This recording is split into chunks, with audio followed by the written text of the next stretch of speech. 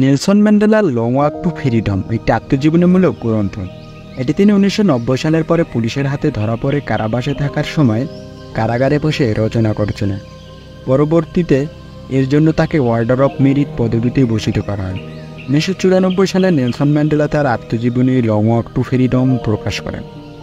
Nelson ম্যান্ডেলার লেখা আত্মজীবনী লং ওয়াক টু ফ্রিডম গ্রন্থের 115তম অধ্যায় হচ্ছে এই প্রবন্ধটি। এই বইয়ে তিনি তার দীর্ঘদিনের সংগ্রামী জীবনের সার্থকতার দিকটি তুলে ধরেন। এখানে তিনি নিগ্রোদের স্বাধীনতা সম্পর্কে বলেছেন। তিনি বর্ণনা করেন প্রেসিডেন্ট হিসেবে তার শপথ গ্রহণ। তিনি শপথ নিয়েছিলেন যে তিনি দীর্ঘস্থায়ী এই মানবিক বিপর্যস্ত ভূমিধারা সমাজকে নতুন করে গড়বেন। তিনি বলেন যে দীর্ঘস্থায়ী এই বিপর্যয়ের অভিজ্ঞতা হতে এমন এক সমাজ জন্মগ্রহণ করবে যার জন্য সমগ্র মানবজাতি গর্ববোধ করবে। কিছুদিন পূর্বে তারা আইনের আশ্রয় থেকে বঞ্চিত ছিলেন, আর আজ তারা সারা বিশ্বে সমাদৃত জাতিসমূহের নির্মাণতা হওয়ার সৌভাগ্য অর্জন করেছেন। তিনি ন্যায় বিচার, শাস্তি, মানবীয় মর্যাদা আর সকল অধিকার লাভের ব্যাপারে ধন্যবাদ জ্ঞাপন করেন। তিনি আরও বলেন যে আজ তারা রাজনৈতিক মুক্তি অর্জন করেছেন।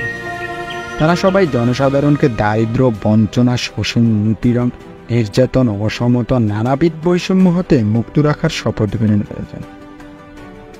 পরবর্তীতে তিনি দেখেন যে শুধু তার নয় বরং স্বজাতি ভাই বোনদের স্বাধীনতার কাটছাট আনা হচ্ছেন। তিনি আফ্রিকার কংগ্রেসে যোগ দেন, ফলে তার নিজের ব্যক্তিগত স্বাধীনতার আকাঙ্ক্ষা সর্বসাধারণের আকাঙ্ক্ষায় পরিণত হয়। তিনি এটাও অনুধাবন করেন যে আসলে তারা তাদের স্বাধীনতার কাটছাট এনেছিল, তারাও সুখী ছিল না। তারা সাধারণের ঘৃণার জেলখানায় বন্দী ছিলেন, মানসিক যন্ত্রণা তাদের কুড়ে কুড়ে খাচ্ছিলেন।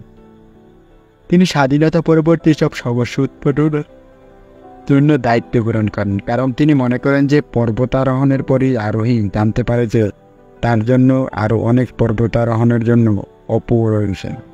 অর্থাৎ স্বাধীনতা অর্জনের পরপর তা কীভাবে রক্ষা করতে হয় এবং বা কীভাবে তা স্থায়ী করতে হয় তা নিয়ে প্রেসিডেন্টের হাতে অনেক দায়িত্ব এসে পড়ে।